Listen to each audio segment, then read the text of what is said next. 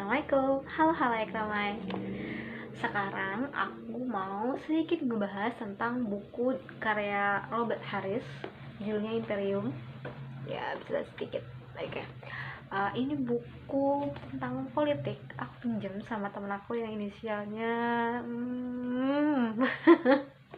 Dan ini bukunya buku tentang politik yang awalnya aku sempat ragu karena menurut aku ini bukunya cukup berat ya, menurut aku. Cuma menurut yang punya buku, yang meminjamkan buku ini punya bagus, jadi aku baca, aku minjem aku minjem baru aku baca. Oke, buat sedikit gambaran, aku akan baca bagian belakang bukunya. Gini ya. Tiro, sekretaris pribadi Senator Romawi, menceritakan kisah hidup majikannya, sang negarawan dan orator brilian, Marcus Tullius Cicero. Kisah dimulai ketika Tiro membuka pintu pada suatu pagi November yang dingin dan menemukan seorang pria tua yang ketakutan, penduduk Sisilia yang menjadi korban perampokan gubernur Romawi korup, Verus. Orang itu meminta Cicero mewakilinya menuntut sang gubernur. Namun, bagaimana seorang senator yang tidak kaya, tak dikenal, bahkan dibenci kaum aristokrat, dapat memulai tuntutan terhadap seorang gubernur Romawi yang kejam dan memiliki pendukung di tempat tinggi? Dengan kecerdasannya, dengan kekuatan suaranya, Cicero mempertaruhkan kasus ini dan seluruh hidupnya, demi ambisinya meraih jabatan tertinggi di Republik Romawi, imperium yang sesungguhnya. Ini ada kata-kata tentang buku ini ya, dari Newsday. Novel politik yang diriset dengan teliti, dengan latar belakang era paling menentukan dalam sejarah Romawi kuno. Lalu menurut Booklist, biografi fiksi yang brilian mengenai karakter paling kompleks dan penuh kemenangan. Buku ini buku trilogi. Imperium ini buku pertamanya. Buku pertama dari trilogi Cicero. Ini menurut aku buku ini sebenarnya aku masih banyak kurang pahamnya dan masih keserimpet dengan nama-nama tokohnya yang mirip-mirip. Tapi secara keseluruhan aku menikmati membaca buku ini, memberi gambaran tentang dunia politik, memberi gambaran yang berbeda menurut aku, dimana setelah aku baca ini aku jadi buku ini menggambarkan dunia politik, dimana dunia politik tuh gak ada yang hitam saja atau putih saja, atau gak ada yang benar-benar benar atau benar-benar salah ya. Jadi ya kan mesti baca buku ini kalau mau tahu. Aku bakal bacain sedikit bagian pertama untuk gambaran kalian halayak ramai. Bagian 1 tentang senator, bagian awal-awalnya. Baca ya. Namaku Tiro. Selama 36 tahun aku bekerja sebagai sekretaris kepercayaan negara Romawi, Cicero. Pada mulanya, tugas ini terasa menggairahkan, lalu mencengangkan, kemudian melelahkan, dan akhirnya sangat berbahaya.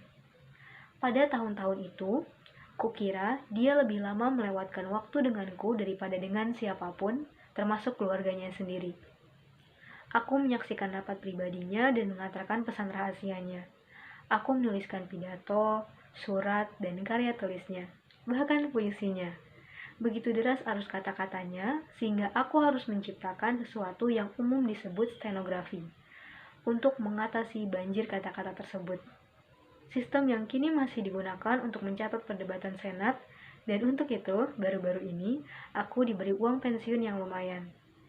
Uang ini, bersama sedikit warisan dan kebaikan hati beberapa teman, sudah memadai untuk memenuhi kebutuhanku pada masa pensiun ini. Aku tidak perlu banyak. Orang lanjut usia dapat hidup dengan makan udara.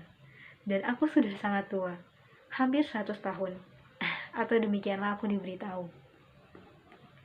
Sepanjang beberapa dasawarsa setelah kematiannya, aku sering ditanya, biasanya dengan berbisik-bisik, seperti apa Cicero sebenarnya? Tetapi aku selalu berdiam diri. Bagaimana aku tahu siapa yang mata-mata pemerintah dan siapa yang bukan? Setiap saat bisa saja aku dibinasakan. Namun, karena hidupku sudah mendekati ajal, dan karena aku tidak takut pada apapun lagi, siksa pun tidak. Karena aku tidak akan bertahan sedetik pun di tangan Algojo atau pembantunya. Kuputuskan untuk mengajukan karya ini sebagai jawabanku. Aku akan mendasarkan tulisan ini pada ingatanku dan pada dokumen-dokumen yang dipercayakan kepadaku. Karena sisa waktuku tinggal sedikit, aku berniat menuliskannya dengan cepat. Menggunakan sistem stenoku pada beberapa puluh gulung kecil kertas terbaik, jenis hieretika tentunya, yang telah lama kukumpulkan untuk tujuan ini. Sebelumnya, aku mohon maaf atas semua kesalahan dan ketidakpantasan gaya menulisku. Aku juga berdoa kepada dewa-dewa agar aku sempat mencapai akhir cerita ini sebelum ajal menjemputku. Kata-kata terakhir Cicero kepadaku adalah permintaan agar aku menyampaikan kebenaran tentang dirinya. Dan inilah yang akan kuupayakan. Jika dia tidak senantiasa tampil sebagai simbol budi pekerti, biarlah. Kekuasaan memberikan banyak kemewahan bagi manusia. Tetapi, dua tangan yang bersih jarang termasuk di dalamnya. Dan tentang kekuasaan serta dirinya lah aku akan berdendang. Yang kumaksud adalah kekuasaan politik resmi, yang dalam bahasa Latin dikenal sebagai imperium. Kekuasaan atas hidup dan mati, sebagaimana dimandatkan oleh negara kepada seseorang. Ratusan orang mengincar kekuasaan tersebut. Tetapi, Cicero adalah sosok unik dalam sejarah republik ini. Dalam arti, dia mengejarnya tanpa bantuan sumber daya apapun selain bakatnya sendiri. Tidak seperti Metellus atau Hortensius, dia bukan berasal dari keluarga aristokrat yang agung dengan piutang budi politik turun-temurun selama beberapa generasi yang dapat ditagih saat pemilu. Dia tidak memiliki armada yang perkasa yang mendukung pencalonannya seperti Pompeius dan Caesar.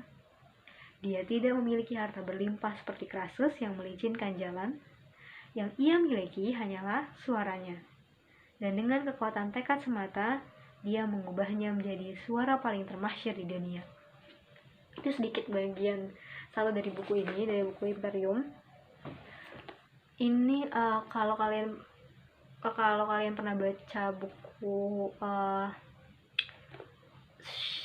Sherlock Holmes ya, jadi kan Watson yang cerita, Dr. Watson yang cerita tentang